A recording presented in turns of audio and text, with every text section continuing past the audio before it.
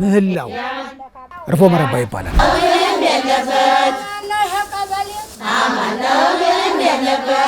የሆነ ሐሳብ ሲኖር የሆነ ችግር ሲኖር ያ ችግር እንዲፈታ ፈጣሪያቸውን የሚለምኑበት የሚጠይቁበት የሚማጸኑበት ፕሮግራም ነው።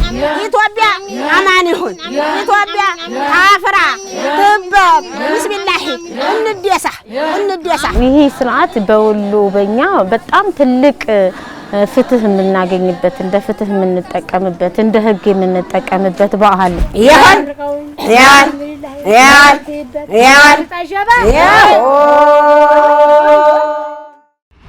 እርፎ መረባ ወርቅ ጀባ ለናንተ አላህ ያርገው ተላላሱ ተዋደዱ እኛንም ደግሞ ይዛችሁ አማን አልጋውም አማን ሁሉም አማን እርፎ መረባ የሚለው የክዋኔው ስም ነው። እርፎ መረባ እያሉ ሲያቀነቅኑ ከዛ የተወሰደ ነው እና ለሴቶቹ ለዱበርቲዎቹ ያንን ስርዓተ እምነት ስለሚከውኑት እንደ መጥሪያም ያገለግላል። ያ የግጥሙና የምህላው ዜማ ያለው ምህላ ያንን የሚከውኑትና ያ የሚከወነው ነገር እርፎ መረባ ይባላል።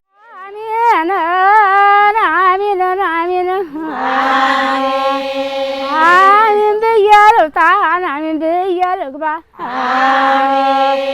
ያገሯ ሳታሪ ቁጡ እንዳይቆጣ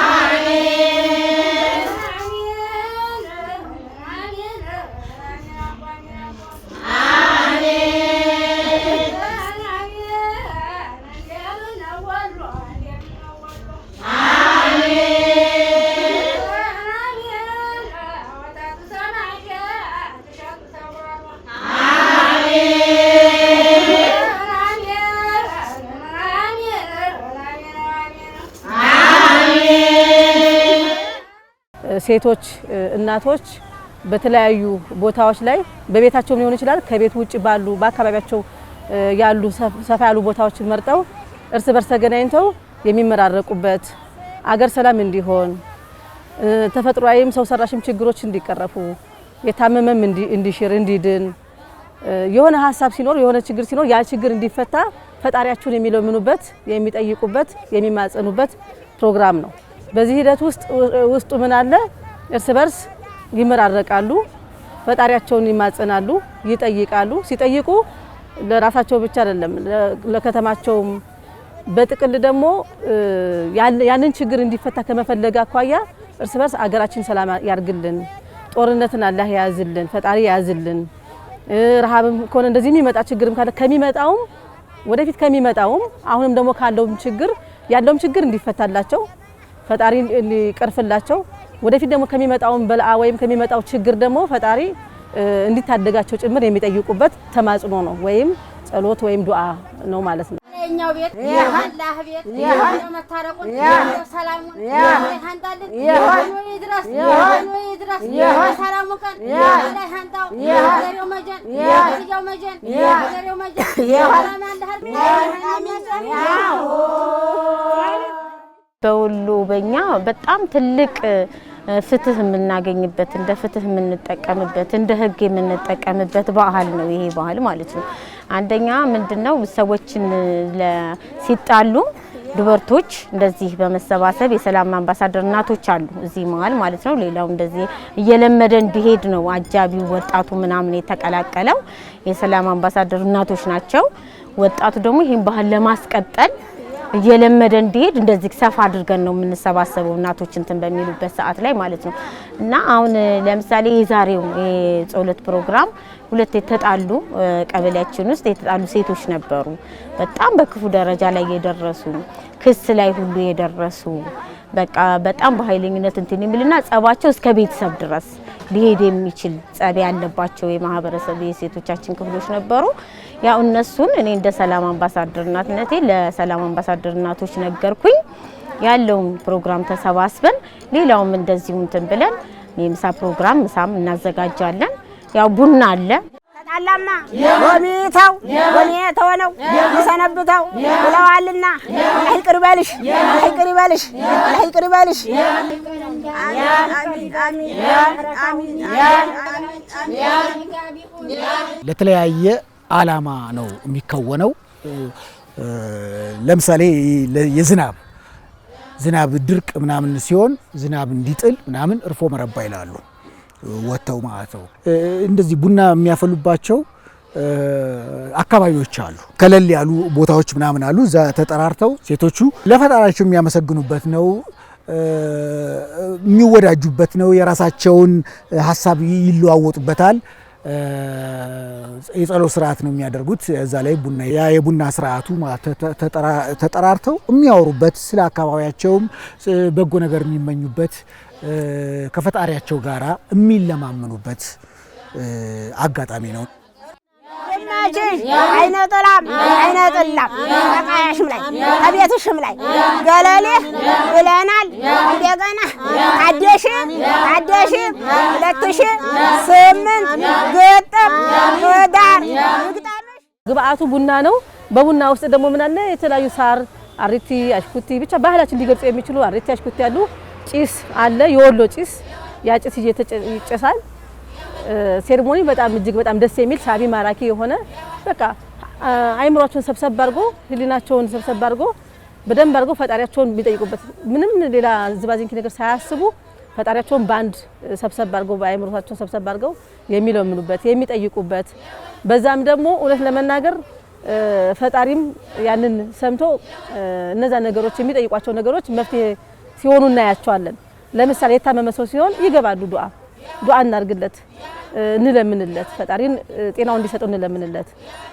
እንደዚህ ደግሞ የሆነ ሀሳብ ምናምን ሲገባሽ ወይም ችግር ሲያጋጥም ይሄ ሀሳብ ይሄ ችግር እንዲፈታለት ፈጣሪውን እንለምንለት ብለው ይገባሉ። ሲገቡ ግን ቅድም እንዳልኩሽ ከልባቸው ነው የሚጠይቁት። ከልባቸው እዛ ያለ ሰው በተለያዩ ማህበረሰብ መስተጋብር ቅድም እንዳልኩሽ ጎሚ ወይም አለመግባባት ምናምን ካሉ አስታርቀው እዛው እርቅም አለ እዛው አውፍ በይኝ እንዲህ ብዬሻለሁ እንደዚህ አድርጌሽ ነበር አውፍ በይኝ ዛኔ እንደዚህ ያልኩሽ ሁሉ ተባብለው ቀጥታ ወደ ሴሪሞኒያቸው ይገባሉ። እናቴ መረባ ያልነበት ሆነ የረባ ሆነ የሰባ ፍላሷን ውድ ሆኖ ግንባሯን ከፈሪ ሆኖ እንግዶቿ ጋር ምትሆን አመቻ አሁ ያወሎ አካባቢ ላይ ገርነት የምታዩ ህዝቡ በጣም ሰላም ወዳድ ነው። ክርስትናና እስልምናውም እንደዚህ በጣም የከረረ ደንበር የለውም። አብረው ነው የሚያከብሩት። አሁን እርፎ መረባ በዋናነት በእስልምና እምነት ተከታዮች ሱፊዝም የሚባለው እምነት ውስጥ በዛ የሚከወን ማዕቀፉ በዛ ቢሆንም ክርስቲያኖችም ሴቶች አብረው እንትን ይላሉ ማለት ነው።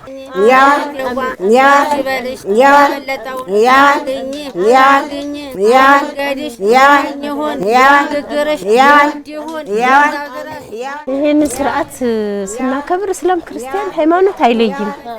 አንድ ነው። በአስተሳሰብ በምንም አንድ ሆነ ታመመ ማዳን የተጣላን ማስታረቅ ይሄ ከእያንዳንዳችን ራሱ እንትን ብትጠይቂን የተጣላ አስታራቂ ሽማግሌ ያለን ስለ ትምህርት የማን ልጅ ቤት ዋለ የማን ልጅ ጥቃት ደረሰባት በሚለው ዙሪያ የምታጠናለች እያንዳንዳችን ድርሻለን። በቃ የምንወጣበት ኃላፊነት የተሰጠን የሆነ ቦታ ላይ የሆነ ሴት ወልዳለች ቶሎ ድረሱ ልባል እንሄዳለን። የራሷ ድርሻ አላት የምትጠራ ሴት። ድሮ ሰው ማማት ነው ተብሎ ነበር። እንደውም በክርስትና ሃይማኖት በተለይ ይከለከል ነበር፣ ይወገዝ ነበር። ለምን ሰው ያማሉ ተሰብስቦ ሴት ያማል ይተማማል ነበር። አሁን ግን የመወያያችን ነው። ቡና አፍልተን እንወያያለን። ያለውን ነገር ሁሉ ተወያይተን እንፈታለን። ምንም የለበት ጊዜው አለችበት ምንም የለበት ምንም የለበት ምንም የለበት ምንም የለበት ምንም የለበት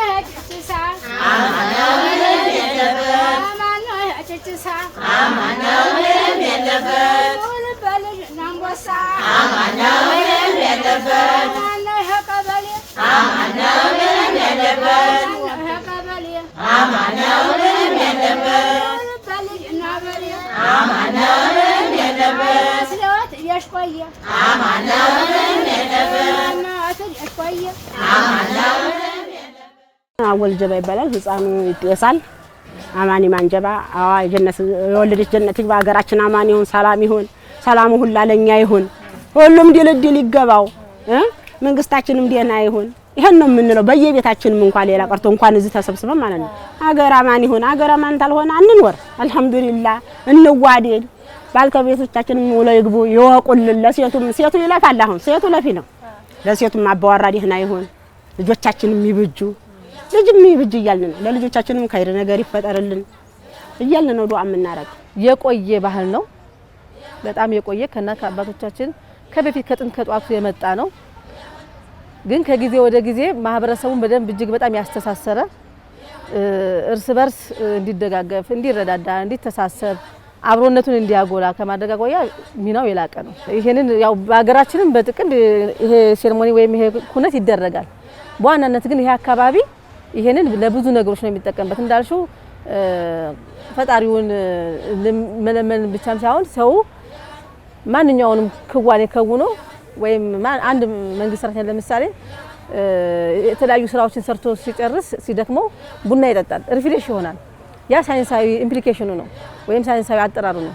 ግን ደግሞ በባህሉም ደግሞ እንደዚህ እንዳየሽው ቱባ የሆነ ትልቅ ባህልና ትልቅ አስተዋጽኦና ሚና ያለው የቡና ሴሬሞኒና ስርዓቱ ማለት ነው።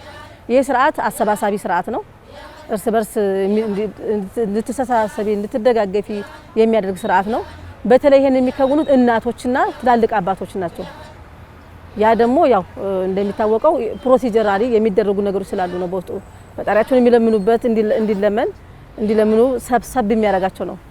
እነሱም በፊዚካሊ ወይም በአካል ብቻ መሰብሰብ ሳይሆን ሳይኮሎጂካሊም ሰብሰብ ብለው ፈጣሪያቸውን እንዲለምኑ እንዲጠይቁ የሚያስችል ትልቅ ስርዓት ስለሆነ እንዳልሹ ኢኮኖሚካሊ የላቀ ነው። ማህበራዊ ሚናው የላቀ ነው ማለት ነው።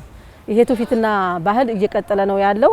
አንቺማ ጉዳይ አንቺማ አሻሌ ባባይ ተሰማ የዛሬን ስማው ነገር አለ ዛሬ አይሆንም ነገር። ማህበረሰቡ እንደዚህ ተሳስሮ ተፋቅሮ እዚህ ደረጃ ለመድረስ ከሚያበቁት ስርዓተ እምነቶች ውስጥ ይሄ እርፎ መረባ የሚባለው ስርዓት አሉ። መልኩን ቀይሮ በተለያየ ስያሜ በየትኛውም ጉራጌ ውስጥ ስትሄጂ ባሌ ሼውሴን ጋር ስትሄጂ አለና ይሄ ስርዓተ እምነት ቡናው ጋር ተቀያይጦ የሚከወነው ፈጣሪን የማመስገኛው ስርዓት መልኩን ቢቀያይርም አስተሳስሯታል። ኢትዮጵያ በጣም የተሳሰሩ ናቸውና ምንጩ ደግሞ ወሎ ነው። ቢስሚላህ ኢትዮጵያ አማን ይሁን። ኢትዮጵያ አፍራ ትበብ ቢስሚላህ እንደሳ እነዚህ ዱበርቶች ይመጡና እንደዚህ ሆነው እገሌ ቤት እንደዚህ ተቸግራለች፣ በቃ ሴቶች ሰብሰብ በሉና የሚሆናትን ነገር ደግፏት ይላሉ። እነዚህ የሰላም እናቶች እነዚህ ዱበርቶች ካሉ አይነቀፍም። የመረዳዳትም ነገር አለበት። እዚህ ላይ ዱበርቶች ቁጭ ይሉና ይወያዩና ማን ቤት እንደዚህ ችግር አለ እንደዚህ ነው ይላሉ። ልክ ለወጣቶች እንደዚህ ለተተኪ እንትን ሊሆኑ የሚችሉ እንደኛ ላይ እንደተና ነገሮች ይናገራሉ። ዞረን ማህበራዊ ችግራችን ተሰባስበን ሄደን እንፈታለን። ያችን ሴት ደግፈናት እንመጣለን እና ባህል ቢጠበቅ ሁሉንም ሊያረጋግጥ የሚችል ነው። እውነት ነው። ኢትዮጵያ በጣም እድለኞች ነን። ግን እና ይሄንን የመርሳቱ ነገሮች ስላለ ማጠናከር አለብን ብዬ ነው እንትን የምለው። እስካሁንም ሰላማችንንም ያስጠበቅንበትን መንገድ አንዱም ይሄ ነው ብዬ ነው የማምነውና ማበረታታት አለ ማውጣት አለብን ብዬ የሚያሳፍር አይደለም። ባይዘው በቃ በአጠቃላይ የሚያሳፍር ነገር አይደለም። በቃ ኢትዮጵያ ብዙ ባህሎች ያላ ብዙ ብሔር ብሔረሰቦች መኖር ብዙ ሃይማኖቶች መኖር ብዙ ጥቅም ነው ያለው እንጂ ጉዳት አይደለም። በቃ እና ይሄን አስቀጥለን ብንል ተጠቃሚ ነን የሚለውን ነገር አላሉ ማለት ነው።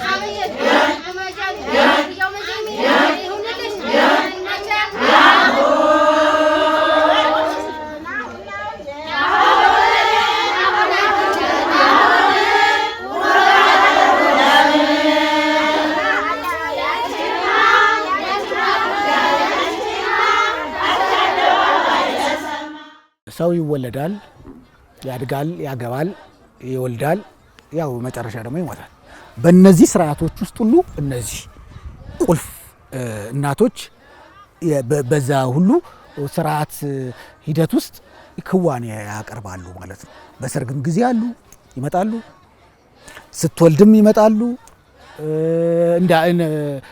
በሀዘን ጊዜም ሰደቃ ምናምን ላይ እንደዛ ዱዓ ያደርጋሉ። በተለይ ራያ ቆቦ ስቴጅ እንደውም ክርስቲያኖቹም ይበዛሉ፣ እርፎ የሚሉትም ማለት ነው። ያው የተቀያየጠ ነውና በዛ ሂደት ነው ስርዓተ ክንዋኔው እስካሁን ድረስ እየቀጠለ ያለው።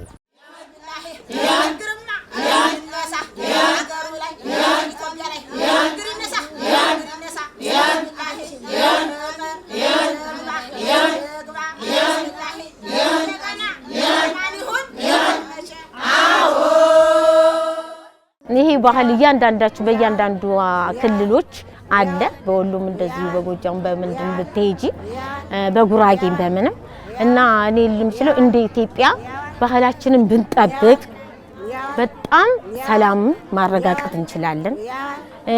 በቃ እድገትንም ማረጋገጥ እንችላለን። ፍትሃዊነትን እየለመድነው እንሄዳለን።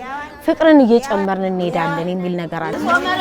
ያመረባ ያረባ አሚና አሚንን ዳገዳት ደገፈት ለኛ ይሁን አገሬው ያለው አባቱ ለስርፋው ደገፈት ለኛ የቀየው ባለቤት የጧቱ የጥንቱ መጀድ ተራችን ለኛ አማን ለኛ ለሃርገው የወጣ በሰላም ይመለስ ተራችን ተጋ ለሃርግልን ተመቸ።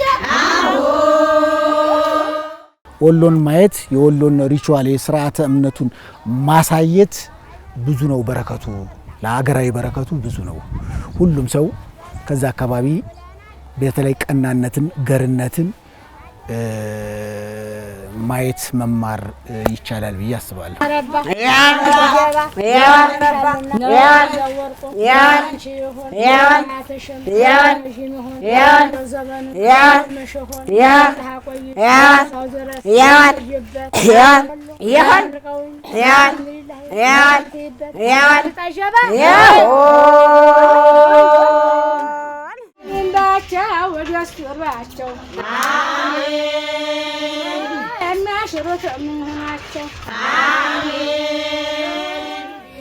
مبارك عيد